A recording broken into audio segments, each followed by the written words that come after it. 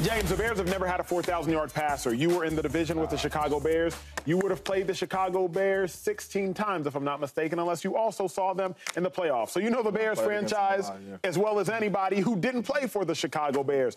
Can Caleb Williams turn it around? But more importantly, what would a successful season for Caleb Williams be?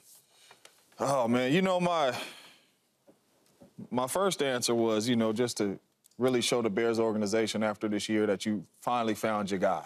The Bears ain't had a quarterback in I don't know how long. Mitch Trubisky's the last one to go to the Pro Bowl. So just show the Bears organization. 12-4. Yes, he did. 12-4, went to playoffs. Just show the Bears organization that you are like that, and they finally got it right. But then as I looked, and I was looking at that Mitch Trubisky, he went to the Pro Bowl. He did. He was 12-4. He did give the city hope like they had. like they had found their guy. We didn't find out he was that until a couple years later, Shady. So for me, you got to win. Oh. You got to win. If Justin Fields, who Shady believes is a really good quarterback, and he believes Caleb is that much better, even though he's a rookie, you got to win. So if Justin Fields won 7 games, and I know he got hurt, but the Bears won 7 games, at least he's good for 3 or 4 wins, right? Is he that much better than Justin Fields? So you are coming into one of the best rosters in football as a rookie. Yeah, as a rookie. As a rookie, you are coming into one of the best rosters.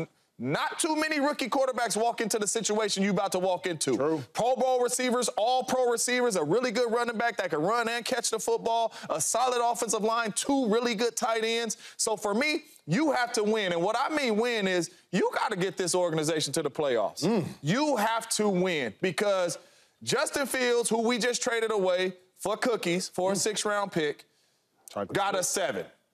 Mitch Trubisky got us 12. You are supposed to be the greatest thing coming out of college football in a very, very, very long time. So for me, a successful season is winning and getting your team to the playoffs. This is a shocking take because before the show, we meet and we discuss, hey, what might you talk about, just so we can have an idea that we're not all saying the exact same things. And before the show, James Jones said none of this. None of it.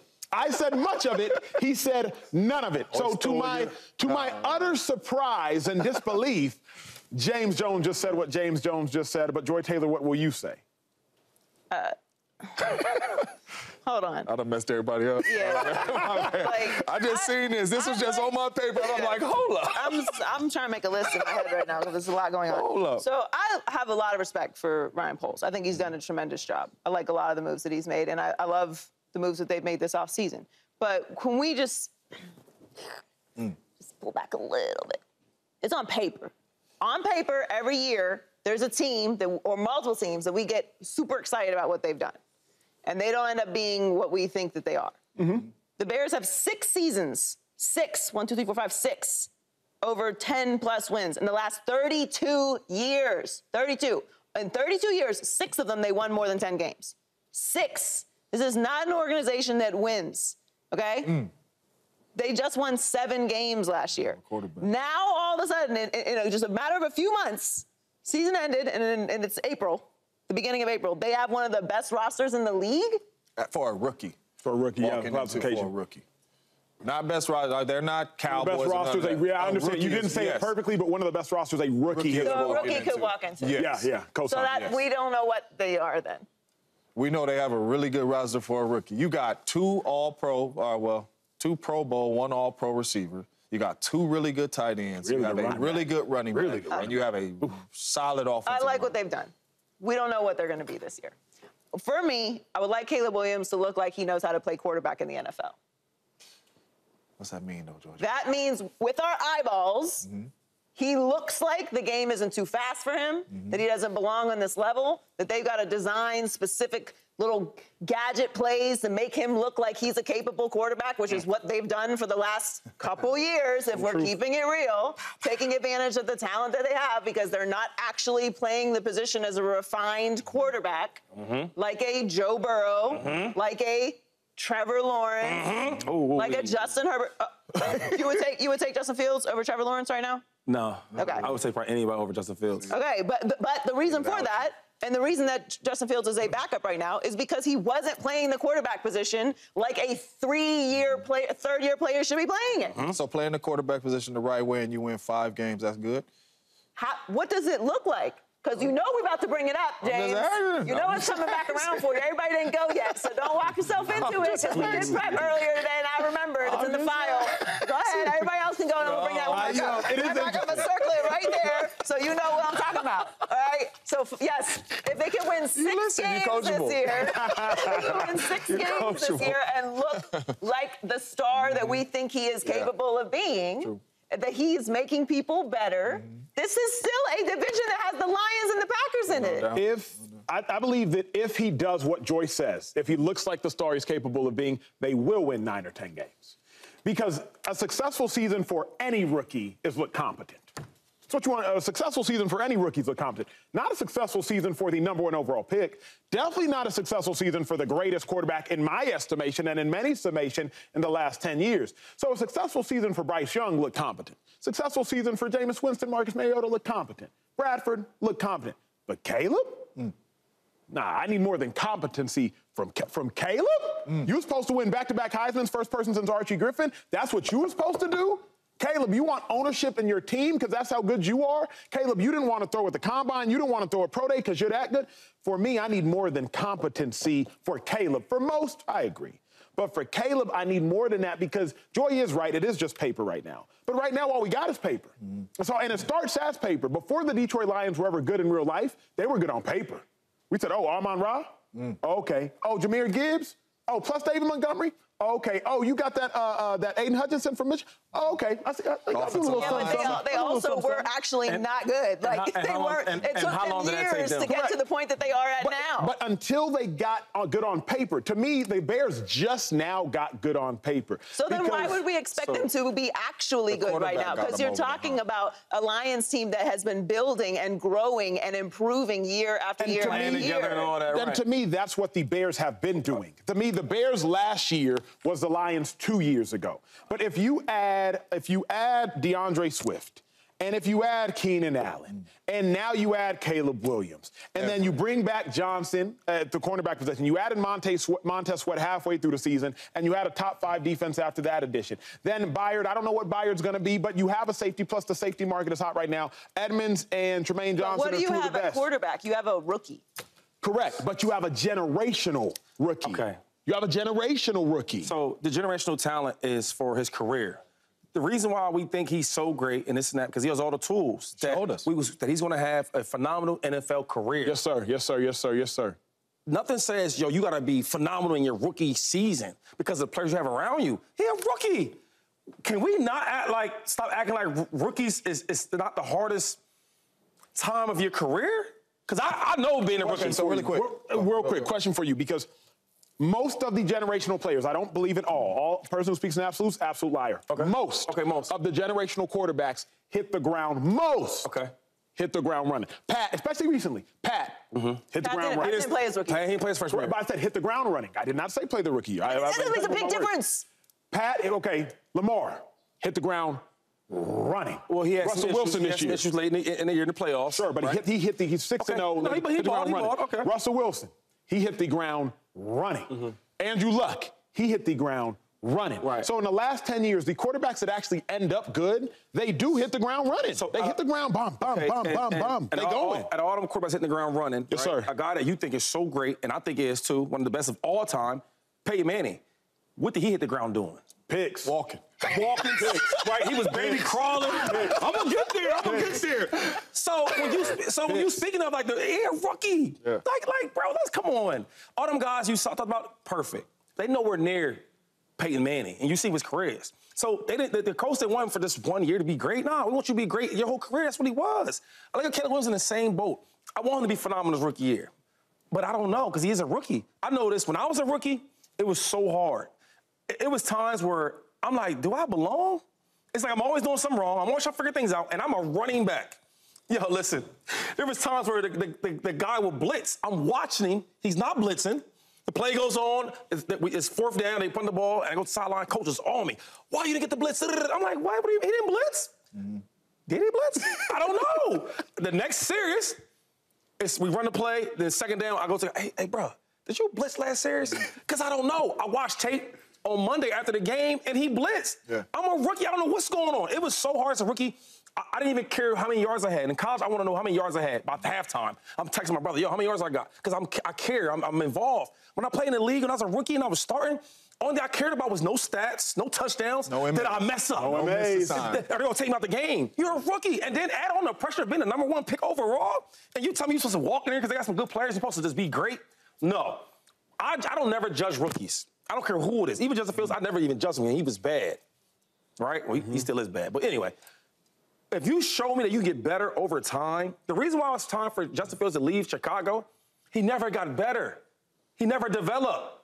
You take Caleb Williams here, let's say he has a bad rookie year. He gets better and better and better. I could take that because you're getting better. But you're staying the same. I just think it's the expectations. The hard part for me, though, is what quarterback lately, because I do believe, Shady, and I know you, but we played a long time ago. It doesn't seem like a long time ago, but the difference between college and the NFL is much closer than it used to be. Yeah. Both in exposure, both in the style of plays. We've seen that this year with C.J. Stroud. That's my point. That's the point I'm making is like, what quarterbacks that are good were bad as rookies?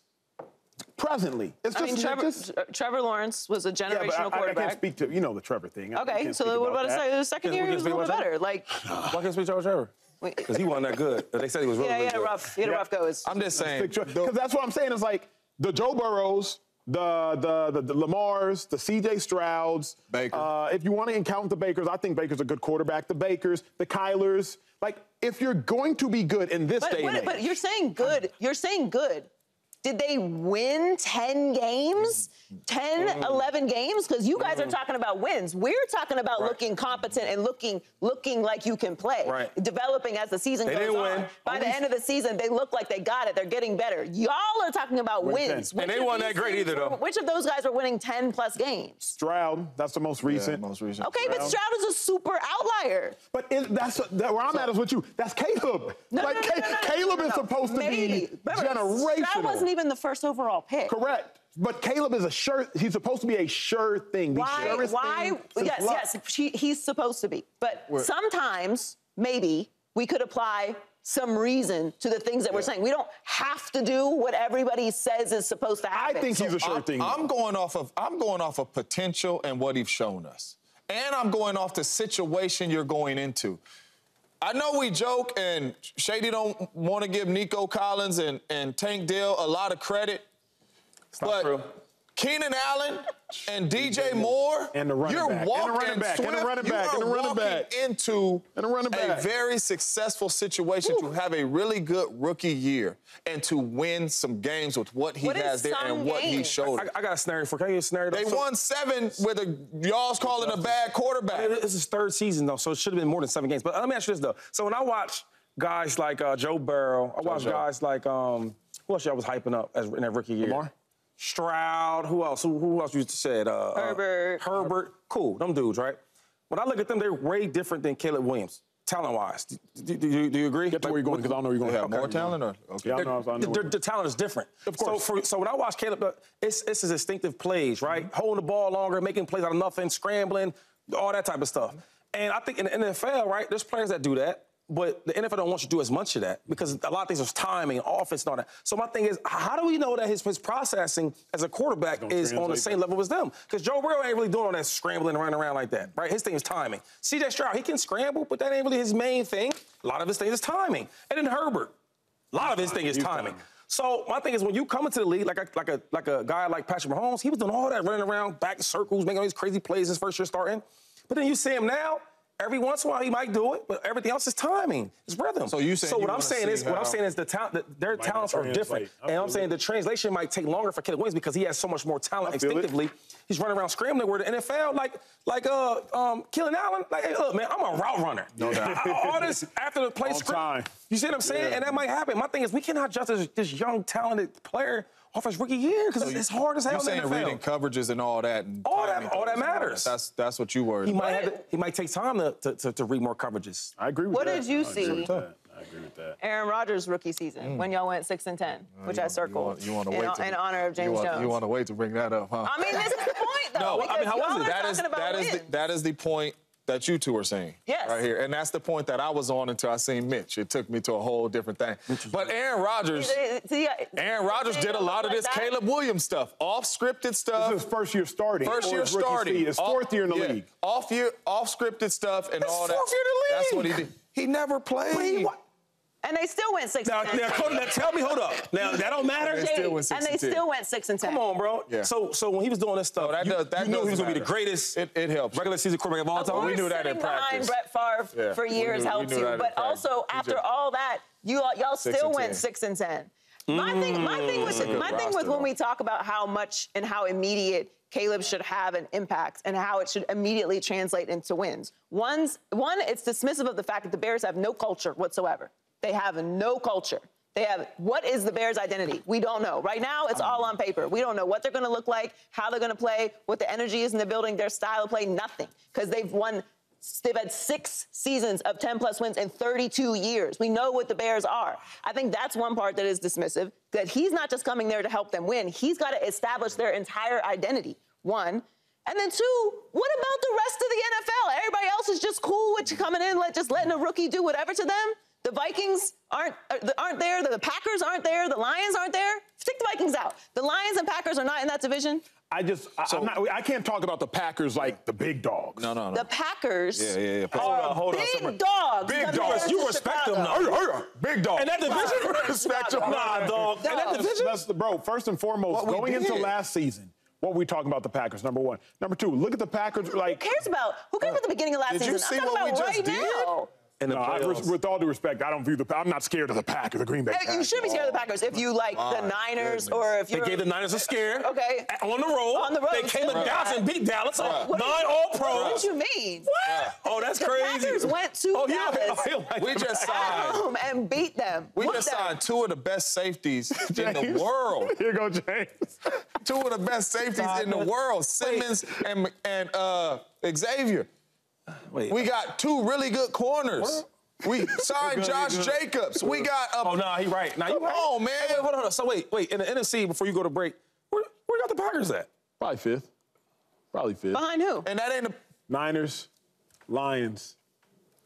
I'd still going into the season, I'd say Cowboys. I'd still say the Eagles. we won and 1 with the Lions. And then, there goes 5th. Okay, even if that's true, let's just say that's true, and that ends up being right. 2 of the top 5 teams in the conference are in their division. But the thing is, Joy, that's every division, except for unless you want to talk about the Buccaneers division, because you go to the NFC East, you in trouble too. You go to the NFC West, you don't go to the NFC West. So it's only the South. Like every division, every division. Cowboys, Eagles, Niners. It's gonna be competition. I'll tell you what, the Packers are young, so they're like a young big dog. They good, bro. They're like a 2-year-old, right? Like they're still kind of puppy. They still got them big paws and stuff, but they will mess you up. They will.